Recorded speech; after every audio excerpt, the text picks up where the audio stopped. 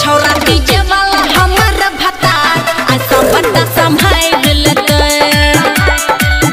चाहे लाठी भाला चले तलवार ऐसा सबके संभाल लेते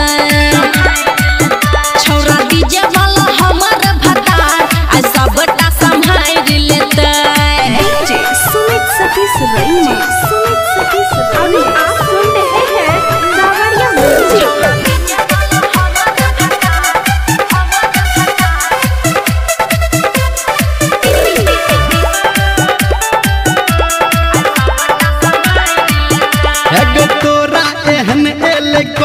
नचनिया हमरा ने बुझे छौरा ठंडा रे पनिया चल चल अच्छा तोरा एहन एले कते नचनिया हमरा ने बुझे छौरा ठंडा रे पनिया चढ़ल जवानी पे राखै के परदा अभी तो और छौरा उड़ते रे गरदा जे ओई महफिल में सब रंगदार हेते रे छौरा डीजे वाला हमर भता ऐसा बड़ा संभाल लेता चाहे लाठी भाला चले तलवार ऐसा सबके संभाल लेता रे छौरा डीजे वाला हमर भता ऐसा बड़ा संभाल लेता सुमित सतीश रईमा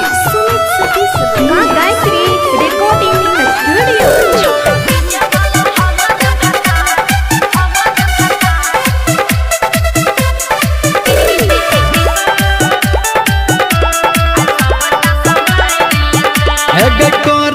छौरी तू कोनो नादानी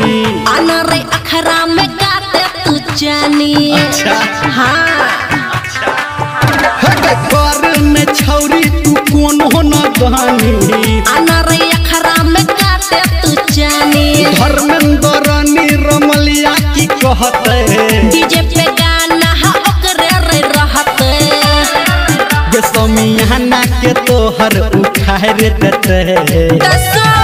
रे छौरा डीजे वाला हमर भता ऐसा बड़ा संभाल